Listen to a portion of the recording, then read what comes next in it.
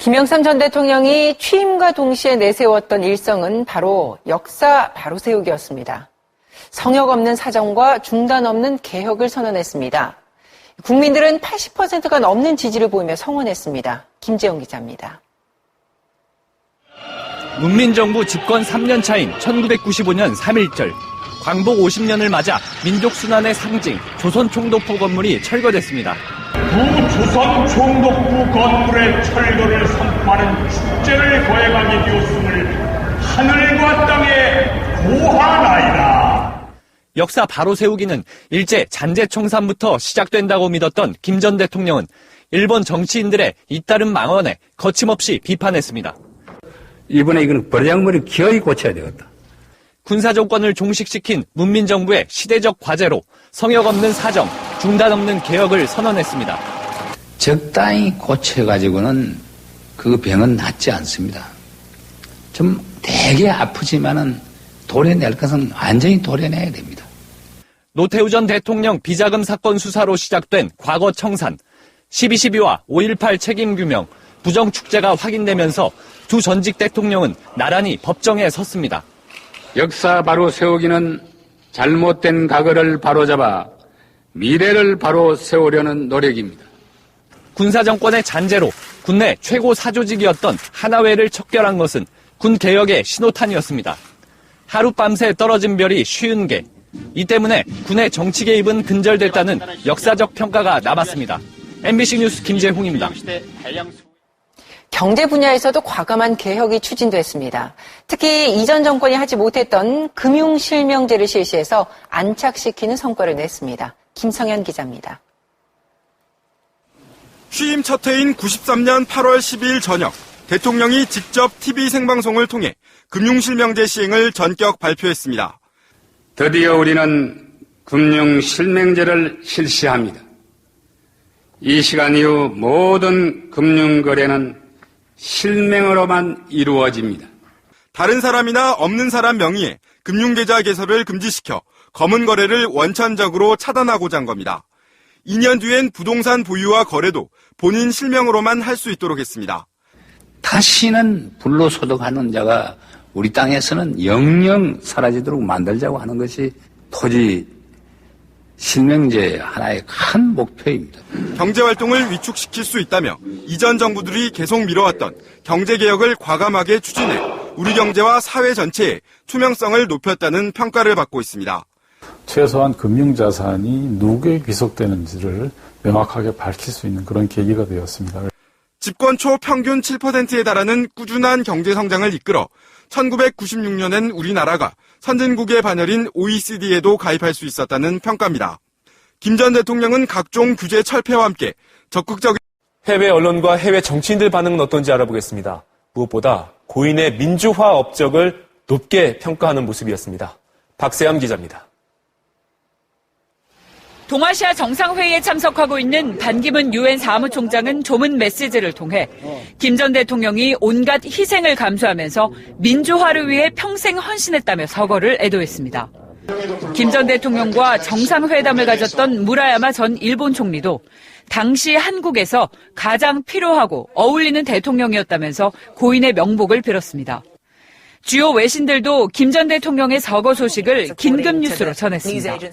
Former South Korean President Kim Young-sam has died at the age of 88.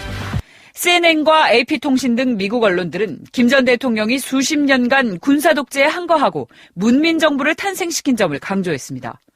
중국 언론들도 김 전 대통령이 재임 시절 하나회를 척결하는 등 변혁의 바람을 일으켰다고 평가했습니다. 후지TV 등 일본 언론들은 고인이 민주화에 큰 족적을 남겼다고 보도했습니다. 존도판元大統領やノテウ元大統領の逮捕を命じるなどしました. 산케이 신문 등 일부 언론들은 김 전 대통령이 옛 조선 총독부를 철거하고 독도 저반 시설을 건설한 사실을 소개했습니다. MBC 뉴스 박세암입니다. 앞서 전해드렸지만은 김영삼 전 대통령의 묘역은 국립서울현충원에 마련됩니다. 다른 대통령 묘역과 비교해서 어느 위치에 또 어느 규모로 안장될지 이덕영 기자가 직접 가서 알아봤습니다. 현충원이 한눈에 내다보이고 햇볕이 잘 드는 국립서울현충원 제3장군묘역입니다. 김영삼 전 대통령의 묘소가 이곳 우측 능선에 조성됩니다. 현충원 입구에서 약 1km 정도 위쪽에 위치한 자리입니다. 위쪽으로 300m 거리에는 박정희 전 대통령이, 200여 미터 앞쪽에 이승만 전 대통령과 김대중 전 대통령 묘역이 위아래로 자리 잡고 있는 곳입니다. 이미 한 달 전 김수환 전 국회의장과 김무성 새누리당 대표 등 상도 동계 인사들이 이곳을 둘러본 곳으로 확인됐습니다. 한 달 전에 몇 사람이 직원을 데리고 조사를 한 바가 있습니다. 어른을 모시는 사람들 입장으로 보면 언제 어떤 일이 있을런지도 모르는 거니까. 묘역의 크기는 김대중 전 대통령과 비슷한 260여 제곱미터가 될 것으로 보입니다. 봉분과 재단 등은 국가원수 묘지 규정에 따라 설치될 예정입니다. 차남 현철 씨를 비롯한 유가족들은 오늘 오전 이곳을 다시 찾았고 장례위원회와 협의를 거쳐 장지를 최종 확정할 계획입니다. 국립현충원은 묘소 위치가 확정되는 대로 정비를 시작해 오는 24일까지는 안장 준비를 마칠 예정이라고 밝혔습니다. MBC 뉴스 이덕영입니다. 김 전 대통령 집권 당시는 탈냉전 시대 속에 북핵 문제가 새로운 쟁점으로 부각되던 때입니다. 한미 갈등이 이어졌고 역사상 첫 남북 정상회담이 추진됐지만 이루어지진 못했습니다. 오혜정 기자가 정리했습니다. 핏줄은 이념이나 사상을 뛰어넘는다는 취임사로 김영삼 전 대통령은 북한과의 화해 협력을 강조했습니다. 민족의 화해와 통일에 전심전력을 다할 것입니다. 미전향 장기수 이인모 씨를 조건 없이 북한으로 송환하면서 대북 포용 기조를 추진했습니다. 하지만 북한은 핵 확산 금지 조약, NPT를 탈퇴하고 서울을 불바다로 만들겠다며 한반도 긴장을 최고조로 끌어올렸습니다. 대북 정책은 강경 정책으로 급선회했습니다. 우리는 핵무기를 갖고 있는 상대와는 결코 악수할 수 없다는 점을 분명히 밝혀두고자 합니다. 협상으로 문제를 해결할 수 없다고 판단한 미국은 영변 원자로 폭격 가능성을 내비치면서 한반도 내 전쟁 가능성이 거세졌습니다. 김 전 대통령은 미국의 폭격 계획에 강하게 항의했습니다.